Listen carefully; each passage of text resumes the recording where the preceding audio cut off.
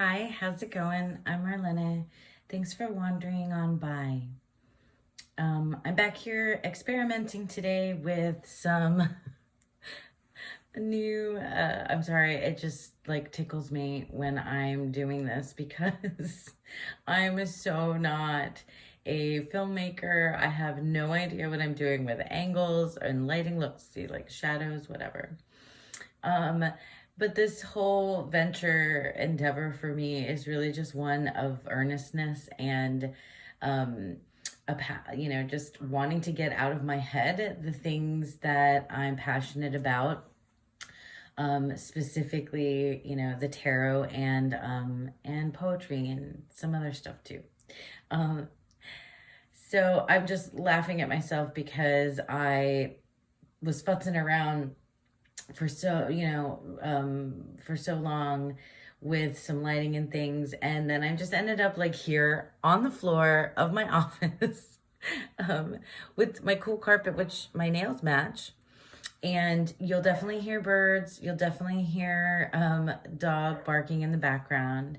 But anyway, I'm here because I'm back. I came to YouTube, and you can check out my first couple of videos. I've created a playlist, and I started a hashtag bold, right, for my first bit out here, the hashtag why I tarot, because I really wanted to talk to you about why I'm doing this in the first place, why I am reading the tarot. And so I have those couple of videos up already for you. And now we are here with reason number 3. With reason number 3, why I tarot. So reason number 3, why I tarot is a bit of a twofold reason. And, spoiler alert, for those of you that know exactly what these decks are. The reason, so it's like an outline now at this point, because there's reason 3A and reason 3B, why I tarot. So let me start with a little bit of a like background story, or my tarot like origin story, because I feel like that's going to be what explains why, these particular reasons, 3A and 3B. I first heard of and learned about tarot back when I was a teenager. I loved the show, My So-Called Life. So now you know how old I am. And in one episode of My So-Called Life, Claire Danes, the protagonist, Angela, her best friend Rayanne's mom had a deck of tarot cards and read the tarot. And actually the entire episode, I gotta rewatch that, but the entire episode, there was like this tarot theme in it, and I was obsessed, and I thought that was amazing. And I was like 15, 16 years old, I don't know. And so and it was that time in the 90s when, The Craft had come out, and there was just this whole movement towards, witchcraft and all kinds of fun stuff at that time. And so I ran out, not the same day, I don't know. Anyway, oh my God. I went to Barnes and Noble, and because I wanted to buy a tarot deck, because I wanted to be like Angela from My So-Called Life. And I bought the Universal Weight tarot deck and the Pictorial Key to the Tarot. It was like in a box set. And I got it, and I didn't learn the tarot then. I wanted to, I tried to read it. I expected it to be, something something else, I guess, maybe, I don't know. And anyway, at that time, I was a kid, and I just I didn't have the wherewithal to really study it at that point. So it was there, and I read it, and I remember trying things out, but I didn't really get into it then. So fast forward to a year and a half ago. I think it's been a little over a year, really. Um, my old bedroom, I've lived in the same town for a really long time, half of my life. Anyway, that's neither here nor there. So they cleaned out my stuff in my old teenage bedroom, and I had these ridiculous memory boxes and things, and in one of them was my universal weight. And so it came back to me. I probably should have had it out here, but anyway, these we'll get here. So it opened up a whole new journey for me. I dove headfirst into learning the tarot, and I have been having a love affair literally with it every day for over a year now. And I'm on a trajectory where it's just been amazing. It's been a beautiful thing for me. So yeah, I mean, all that whole history of my tarot origin story is to get to reason 3A, because I feel like it lines up. So between the time I was 15 and now, in my early 40s, I did a lot of growing and a lot of learning. And I feel like, for whatever reason, all the training, so yeah, hang on, I'm talking over myself. All the growing and training that I did between then and now is why I tarot. So, like, specifically, I tarot because I've been training for this since I was a kid. And I'll explain how, because this is it's the Smith-Waite Centennial Edition in a tin. I love a tarot in a tin. So I have been training to read the tarot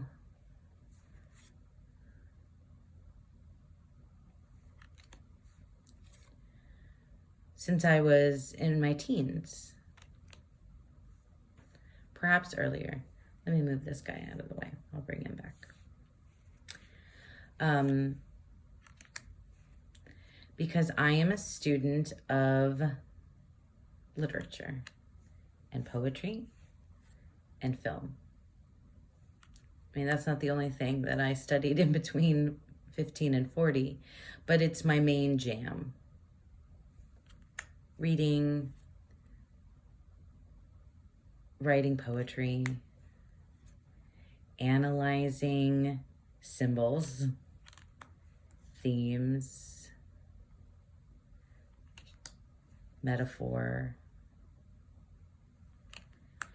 and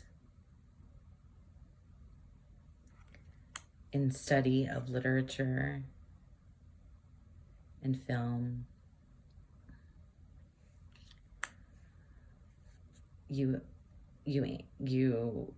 dig into archetypes and symbolism quite heavily, and you very much learn how to pay attention to details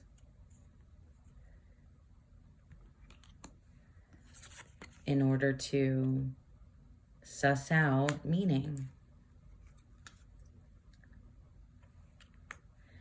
So I was prepared then when I rediscovered the tarot to read it like a book. I mean, yeah, to read it, to read the symbols in such a way that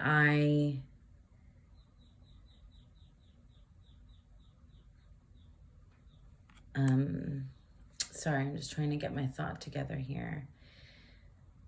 To read the symbols of the tarot in such a way that I did when I would analyze any type of, poem, when you would deep dive into a work of art. I didn't do like art history study, but, you know, poems are word art. And when you pay attention to something really closely, you zero in, it's the microcosm and the macrocosm, right? You zero in on things and then you compare them to what it's like to be a person in the world and what human experiences are. And you see themes running through. So when this came to me, I was ready to do that and then do that with the tarot on a very personal level for my own development and self-growth. And I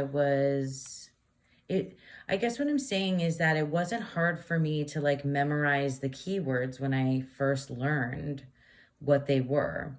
So like, of course, in the tarot, you have traditional, like established meanings of the cards, right? So when you begin to read the tarot, you grab a book, and then, or even the little white book, and you learn what these things are supposed to mean.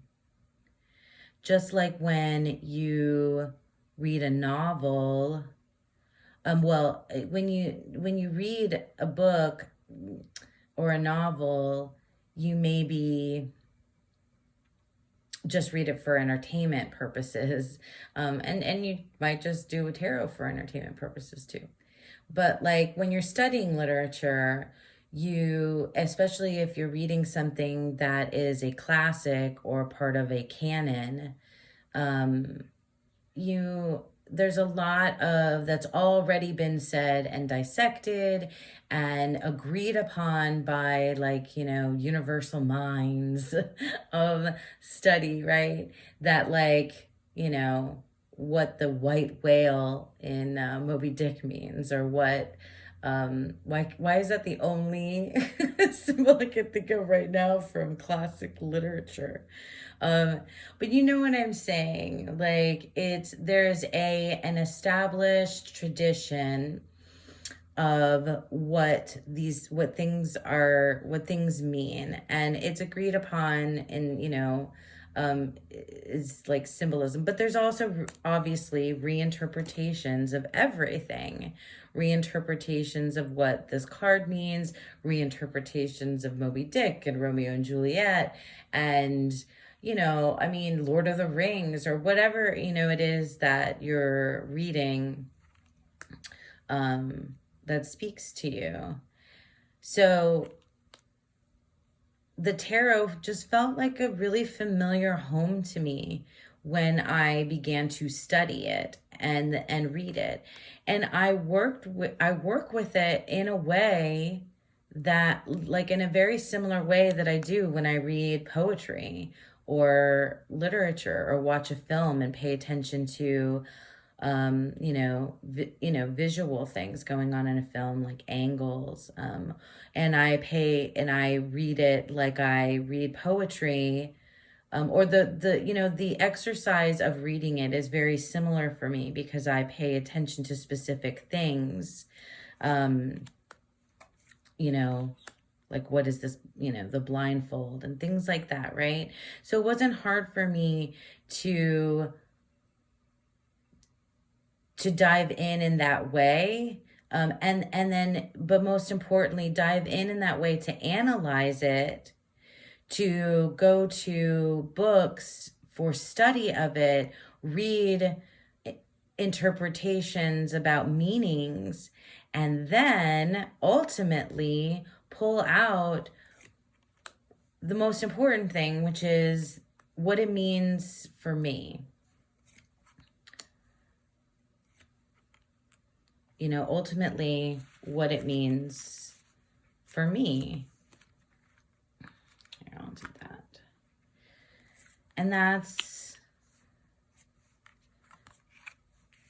why, so like I tarot because I've been ready for this, preparing for this my whole life in my academic pursuits and my, personal creative pursuits. And it's like something I absolutely love to do. I mean, so you guys have seen, of course, the Waite Smith Tarot. This is where I feel like I want to talk to people as if there's veteran tarot readers here watching this, and there are maybe newbies and people in between, so I don't want to, teach tarot history to you or anything. There's other places that you can go to find that. But I don't want to be so, I don't want to be so assuming that that I'm assuming that everything there is to know about tarot either. I certainly don't. I mean, I don't know who does. But what I guess all that to say, all that just to say that that this is the Waite Smith Tarot, and often, this is probably the most, one of the most famous and well-known, tarot decks, that is in print. And it is where most people who are learning tarot start or are told to start. It's where I started too. So it's, yeah. So without getting too much, because I'm really not like wanting to teach tarot history. I'm just really wanting to tell you why I tarot. And so, yeah, I mean, like, look at that, the Fool, the place to start. So when you start out and there's so much written about the Fool card, and every single symbol in here is, a really amazing book that I read is called The Secret Language of the Tarot. I cannot remember the author. Maybe I'll post a link in the description if I remember. But every single symbol is dissected and analyzed, and like I'm so here for that, because that's exactly what I do in my study of literature and poetry and film and not art as much, but a little bit.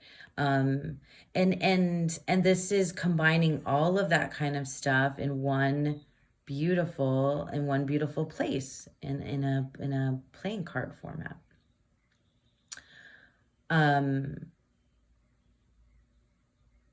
So yeah, I was prepared to read the tarot and fall in love with it. So reason 3A is that I have been training to read the tarot my whole life, and it just really felt like coming home. So that brings me to reason 3B.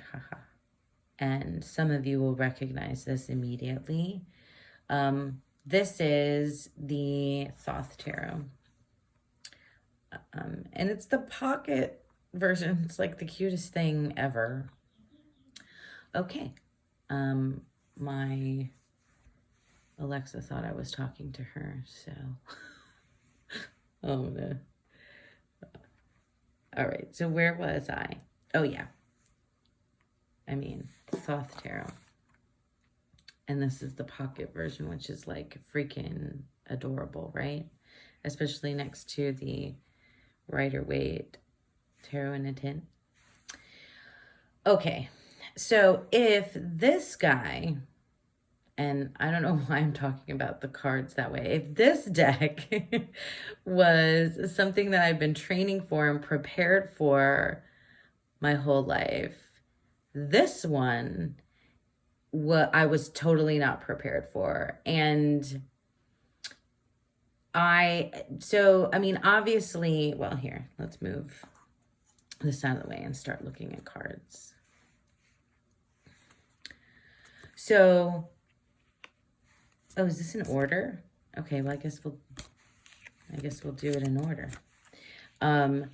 So it's not that, oh, it feels like it's maybe too far away, but I guess I'll just do that. So it's not that I wasn't unprepared for the symbolism. The same sort of things that you see in the Waite-Smith tarot are here too, right? There's, you know, there's a piece of artwork. There's the analyzation of the symbols of that artwork. There's plenty of books to study about what the meanings are, from the creator to people reinterpreting what the creator meant, et cetera, et cetera, et cetera. And I could, you know, can do that, of course, like I did and love to do with the Waite-Smith. But what happened here with the Thoth is the reason 3B is that it unlocked. I think I say that quite a bit.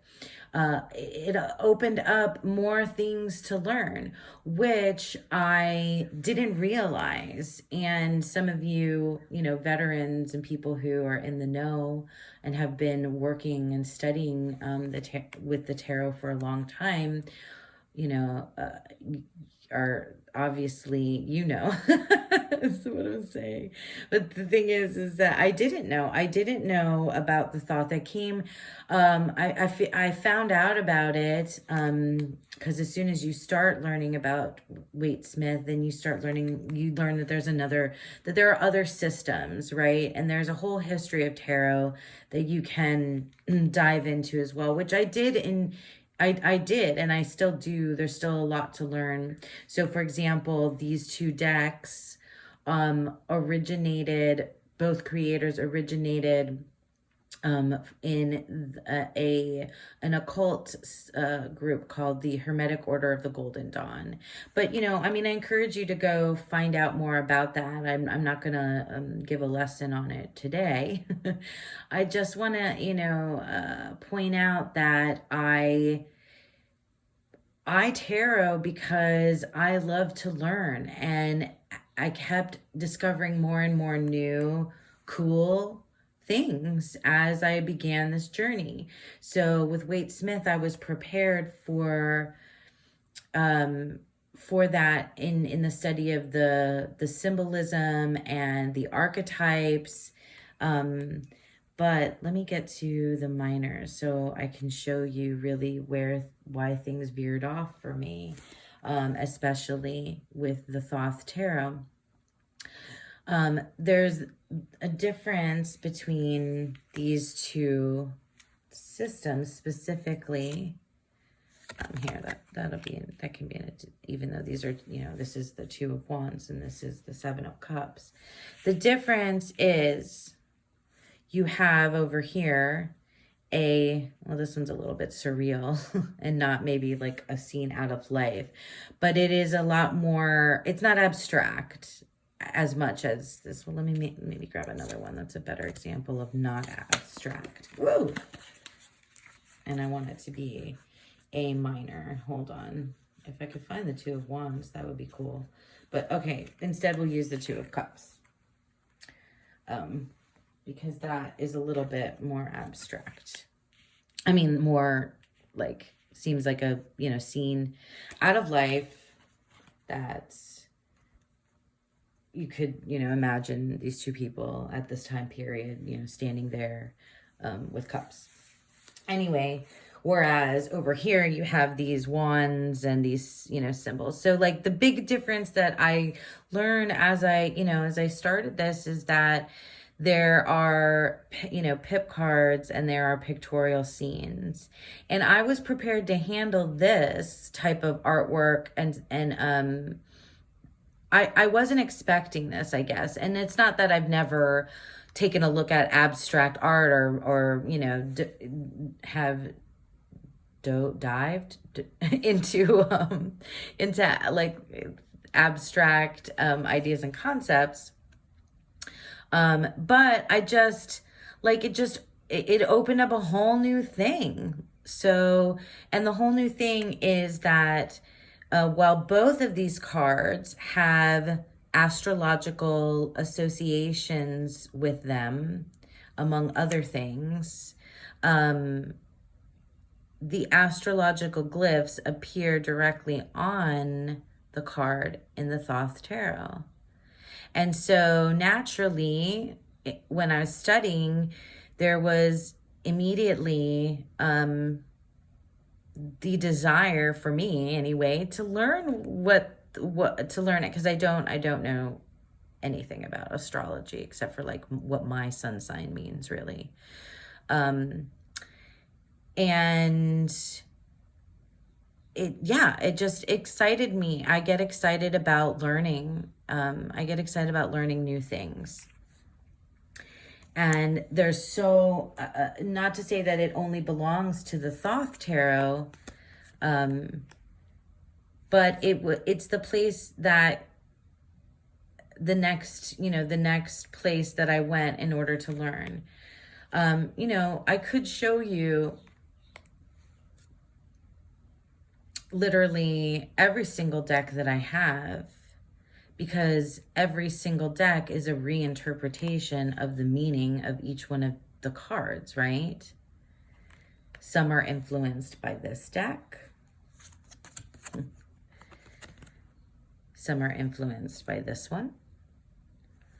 Some are influenced by more historical decks like the Tarot de Marseille.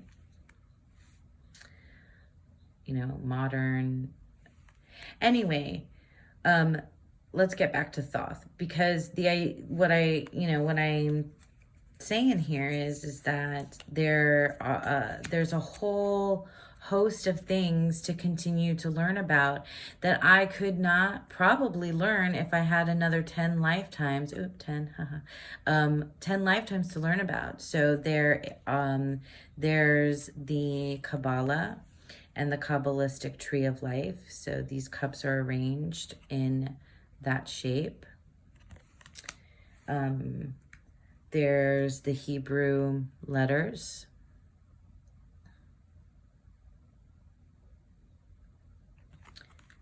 On the majors, there's the paths of the majors on the Kabbalistic tree of life. And then there's mythology, so very purposefully added to the cards. There's definitely a study of perspective, line work, geometry. I know that Lady Frida Harris, who painted this artwork, whose paintings these are, I forget what the name of the specific type of geometry is that she used. I know it has like a very specific name. That you could go down that rabbit hole to learn. I mean, so like on top of it being an amazing an amazing tool where I started that felt very familiar to me in my desire to analyze things and then think about what that means for me as a person.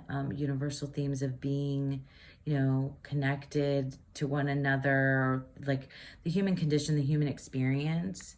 Not only did it spark that in me, or not spark that in me, did it feel very comfortable to be in that place of studying that. It also like opened up a whole host of things that I don't know about, that I'm like excited to learn about. I don't, I haven't studied the occult very much. I spent a lot of time just reading like tons of different literature and poetry, modern poetry, contemporary poetry, really. Although I like some oldies.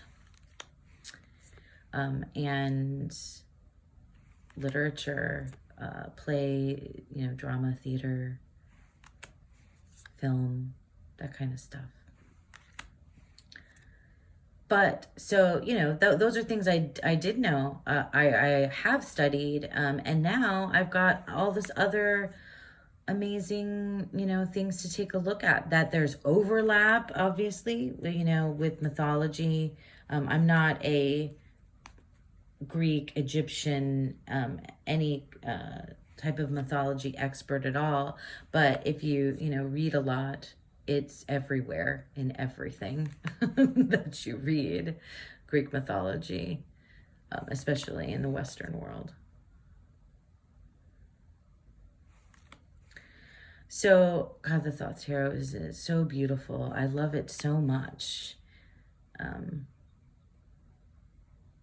then, keywords. Don't get me started. I love words. I love dissecting word meanings and making word, bubble associations. I love doing that. It just makes me so happy and fills my heart with so much joy to learn new things, and then